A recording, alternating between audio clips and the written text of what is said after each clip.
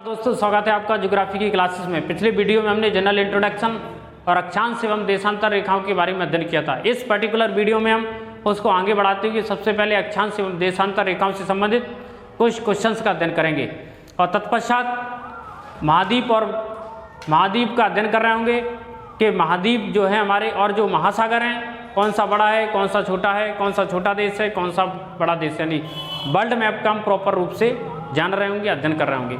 इस सीरीज में आप दुनिया की सैर कर सकेंगे, दुनिया की यात्रा कर सकेंगे और जान सकेंगे ये वर्ल्ड कैसा है। अगर आपने वर्ल्ड को समझ लिया तो मध्य प्रदेश को समझना या इंडिया को समझना कोई बड़ी बात नहीं है कि नहीं। बिल्कुल। तो जो रेखाएं, जो विषुवत रेखा 0 डिग्री होती है, उसके समानांतर उत्तर और दक्षिण की ओर जो रेखाएं खींची गई हैं उन रेखाओं को बोला जाता है अक्षांश रेखाएं, लैटिट्यूड लाइन। और उत्तरी ध्रुव को दक्षिणी ध्रुव से मिलाने वाली रेखाओं को क्या बोला जाता है? देशांतर रेखाएं। ये हम पिछले लेक्चर में समझ चुके हैं। अक्षांश रेखाओं की संख्या कितनी होती है ये हम डिस्कस कर चुके, टोटल 181। देशांतर रेखाओं की संख्या कितनी होती है? 360। आज का हमारा डिस्कशन टाइम से है कि हम टाइम को कैसे कैलकुलेट करेंगे। तो आपने देखा है कि जो पृथ्वी है आपको एक वृत्त की तरह दिख रही है, हालांकि पृथ्वी की जो आकृति वो जियोइड है। कैसी है? जियोइड है। अगर कभी क्वेश्चन आए कि पृथ्वी की आकृति कैसी है तो आप चपटी, गोलाकार ऐसा आंसर नहीं देना, आकृति जियोइड है। हिंदी में भी जियोइड ही बोलना है, राइट। अब आप देखिए कि पूरे वृत्त को या पृथ्वी अपने एक्सिस पर, पृथ्वी किस पर टिकी है? अपने एक्सिस पर। और अपने एक्सिस पर 24 घंटे में पृथ्वी एक बार पूरी तरह से घूम जाती है, रोटेशन कर लेती है। बात समझ में आई?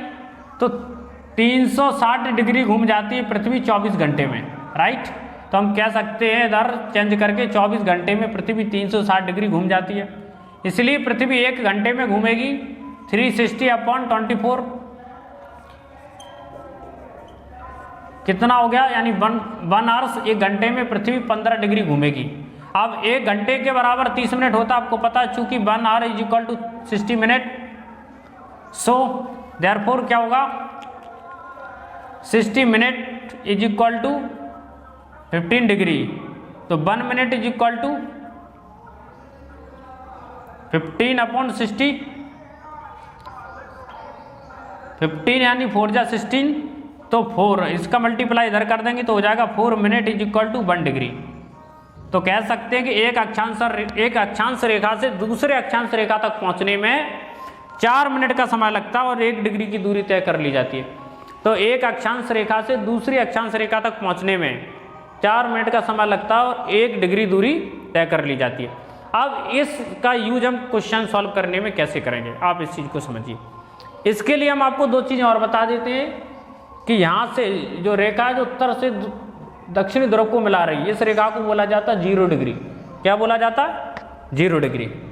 और 0 डिग्री रेखा का उपयोग होता है किस चीज़ को बताने में? समय का निर्धारण करने में। ये जो रेखा है वो लंदन से होकर गुजरती। कहाँ से? लंदन में एक प्रयोगशाला जिसका नाम है ग्रीनविच। तो ग्रीनविच प्रयोगशाला से होकर गुजरती, लैब से होकर गुजरती है रेखा। इसे बोलते हैं 0 डिग्री, यानी इंटरनेशनल टाइम लाइन है। इसे हम शॉर्ट में GMT बोलते हैं। क्या बोलते हैं? GMT। इस रेखा के ठीक विपरीत में एक रेखा है जिसका नाम है 180 डिग्री। कौन सी रेखा है? 180 डिग्री। इस 180 डिग्री रेखा को बोलते हैं IDL, इंटरनेशनल डेट लाइन। इस रेखा का उपयोग होता है तिथि को बताने में, डेट को बताने में, जबकि 0 डिग्री रेखा को GMT यानी प्रधान यमोत्तर लाइन, उसका यूज होता है टाइम को दिखाने में। तो 0 डिग्री देशांतर रेखा का उपयोग समय के निर्धारण में किया जाता है और 180 डिग्री देशांतर रेखा का उपयोग तिथि या डेट के निर्धारण में किया जाता है। मेरी आशा है कि ये जो कंसेप्चुअल क्लैरिटी है आपको समझ में आ गई होगी। अब हम इसका यूज करते हुए कुछ क्वेश्चन करेंगे। कभी कभी क्वेश्चन आता है जो 180 डिग्री देशांतर रेखा वो 4 जगह से मुड़ी हुई है।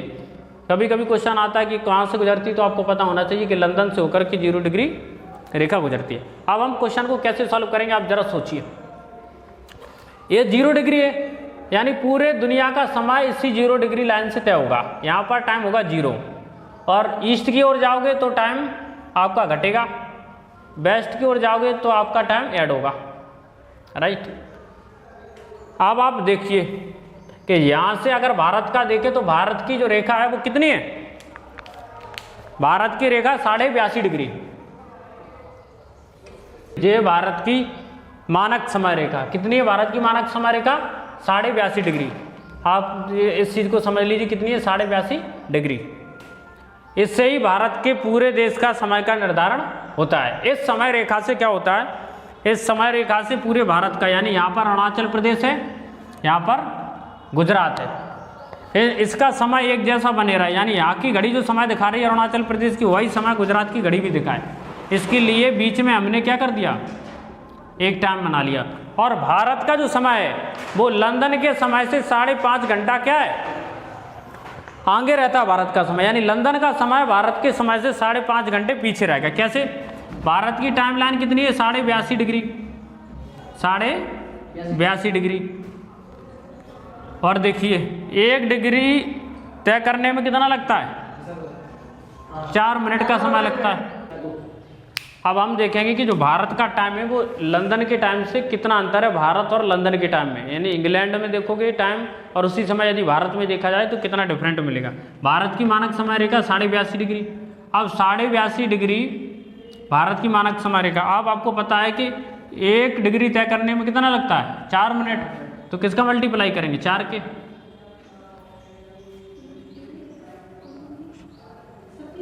कितने हो गए, 3400, एक अंक बाद दशमलव लगाता।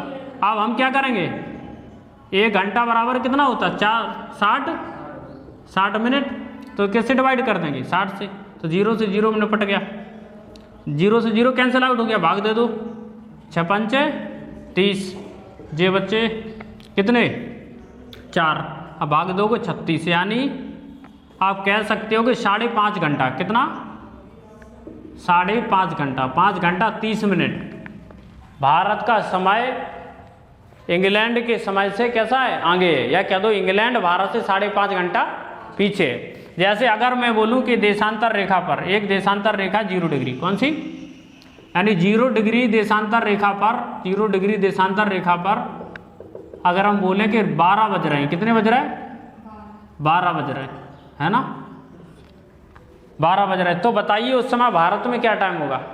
उस समय भारत की मानक समय रेखा कितनी थी, 82.5 डिग्री, तो 82.5 डिग्री को कैलकुलेट किया कितना आया, 5.5 घंटे, 5 घंटे 30 मिनट, तो 12 में से 5 घंटे 30 मिनट माइनस करो, कितने बचेंगे,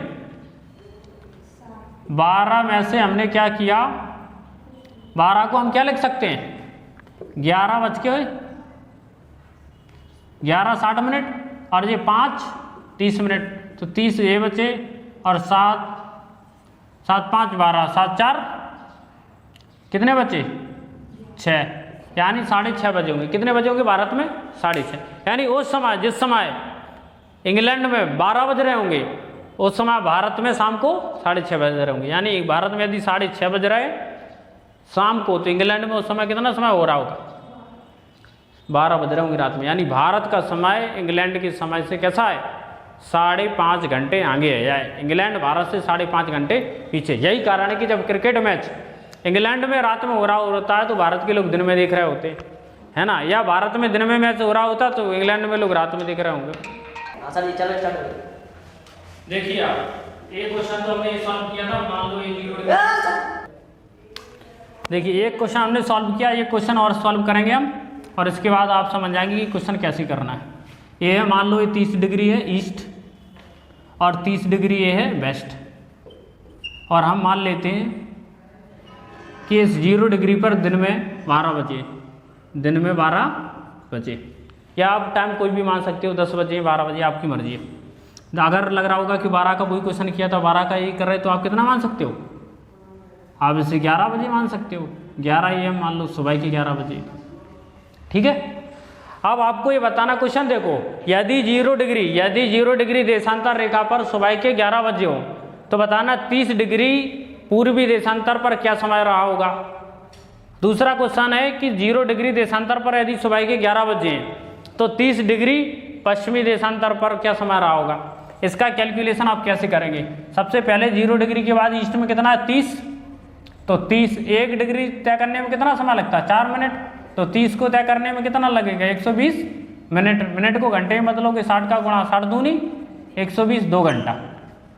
इसका मतलब है यदि सुबह के 11 यहाँ बज रहे हैं, यहाँ सुबह के यदि 11 बज रहे हैं तो यहाँ कितने बज रहे होंगे? सुबह के 9।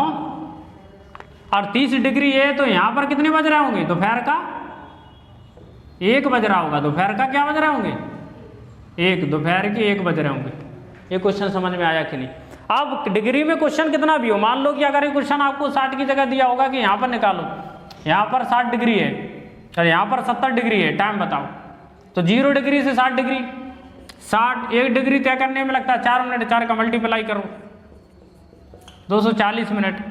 और 1 घंटा 60 मिनट का होता है, 0 से काट दो, कितना होगा? 4 घंटे। इसका मतलब क्या है? यहाँ अगर 11 बज रहे हैं तो यहाँ कितने बज रहे होंगे? सुबह के 7 बज रहे होंगे, 7 4 11।